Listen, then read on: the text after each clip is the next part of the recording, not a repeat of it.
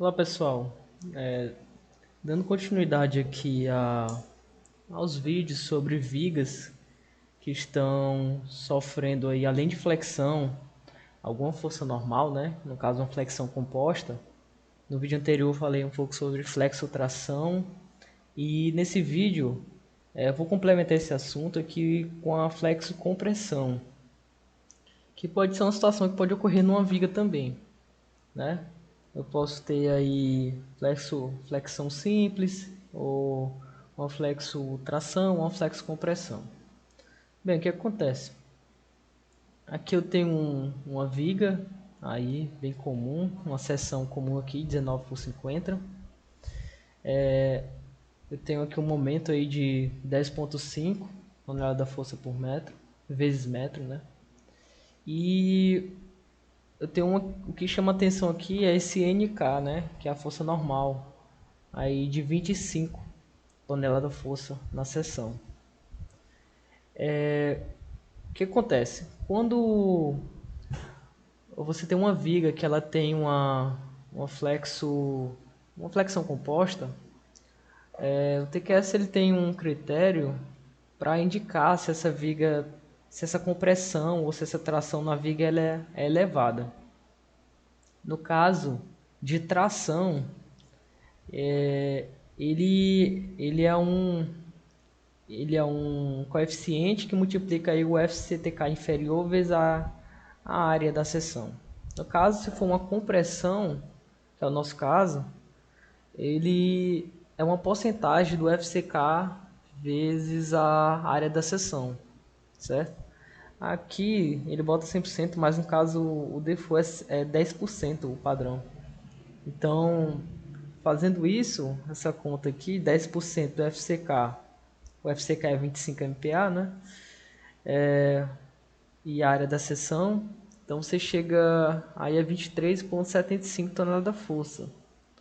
Seria até essa força aqui, mais ou menos de 23 toneladas, ele não acusaria essa mensagem de compressão elevada, né? Mas como a nossa força aí é 25 toneladas força, já ultrapassa esse limite aqui, então ele emite esse aviso.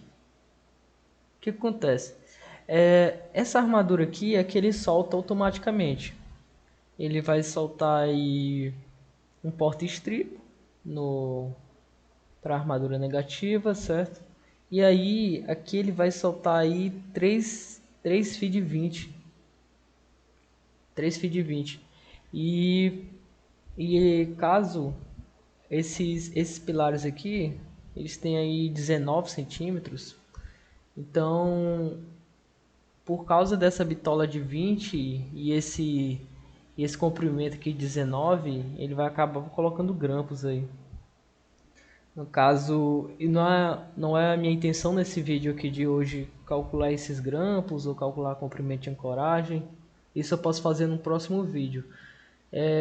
Mas o que eu queria aqui é atentar para esse detalhamento automático e ver o que, que dá para a gente fazer, né? A semelhança do vídeo anterior, de melhorar esse arranjo de armadura.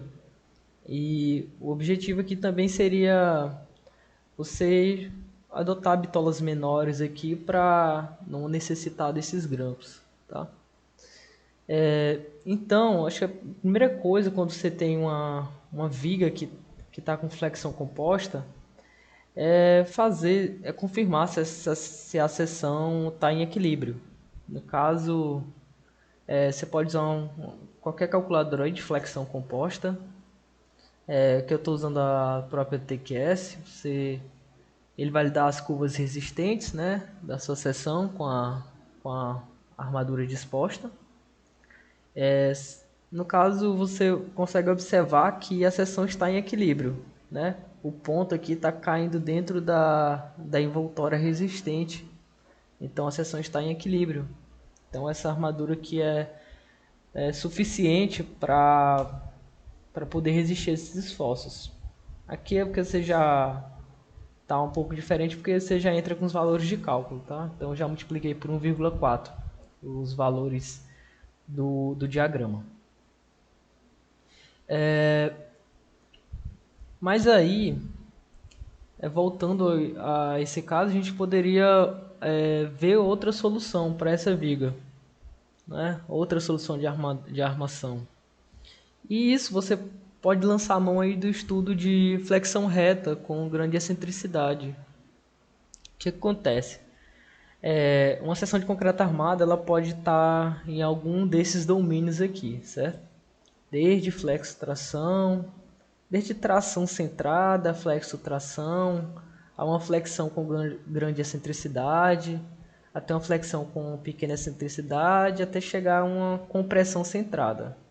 Então, pode estar em alguns desses domínios aqui. No caso, geralmente as vigas vão estar por aqui, né? Domínio 2, 3 e uma parte aqui do domínio 3, certo? Geralmente vai estar por aqui, sempre. Geralmente esses casos aqui são tirantes, né? Que estão com uma tração aí, tração pura. E no caso para cá, o dos 5 geralmente são pilares, né? Mas geralmente suas vigas sempre vão estar aqui no 2 e no 3. Então, fazendo isso, a gente pode lançar a mão desse estudo aí de uma flexão com grande excentricidade.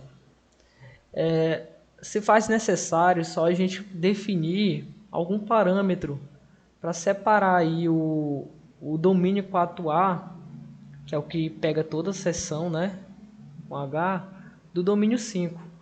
Porque até aqui, domínio 2 ao domínio 4A, eu consigo aplicar as teorias de flexão simples para resolver minha seção, certo? Consigo fazer o diagrama, aquele diagrama retangular com 0,8x a partir do bordo comprimido. Se eu for para o domínio 5, aí eu não conseguiria, já partiria para uma solução mais exata do problema. Mas a gente pode estabelecer aqui um critério para poder saber se a gente está nesses domínios aqui de grande excentricidade e aí aplicar uma simplificação desse estudo. No caso, um critério aqui bem simples, é você pegar aqui o MD, né? Ele é sinal positivo se ele tiver aqui nesse sentido, né? Sentido anti-horário. E o ND, sinal positivo caso ele esteja comprimindo a seção, tá? Então, se o MD é menos o ND vezes esse ES' aqui for maior que menos 0,25 BW, BW seria a base da seção, né, a largura da minha seção, o D, minha altura útil da seção ao quadrado, e FCD seria a minha resistência do concreto, a resistência de cálculo do concreto, né? Então, se eu obedecer isso aqui, caso a minha seção se encontre ela satisfaça essa desigualdade, então eu consigo transformar esse problema de flexo-compressão num problema aí de flexão simples mais uma força normal, diretamente aplicada aí no AS, ok? Então é exatamente essa estratégia que a gente vai utilizar aqui. No nosso caso, a gente tem aí ela tem 50 centímetros de altura, né? Um BW19, que eu estimei aqui 46 centímetros aí para minha altura útil. Eu tenho aí também os coeficientes multiplicando aqueles esforços característicos. Então, já tem um esforço de cálculo. A primeira coisa que eu vou verificar seria o domínio. Então, quando eu verifico o domínio, eu já vejo aqui que eu tenho 7,35. E isso já é maior que zero. Então, se é maior que zero, já vai ser maior que essa expressão aqui. Então, eu caio aí numa flexão com grande excentricidade. Então, só para vocês observarem, eu estou com um esforço normal mais de 2,4 vezes aí aproximadamente 2,4 vezes o meu momento.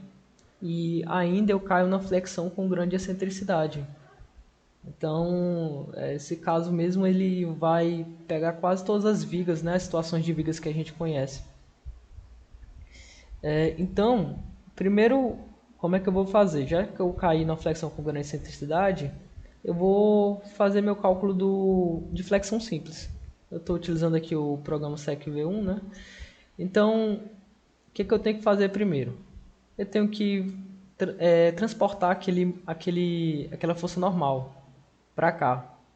Então, eu vou trazer a força, mas tenho que trazer o momento, né, resultante. Então, eu vou trazer a força do o ND, mas aí eu vou ter o ND vezes o 21 centímetros, mais esse MD, certo?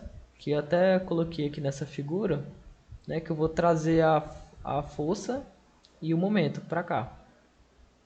Então, eu tenho um momento aí total de 22, aproximadamente, né?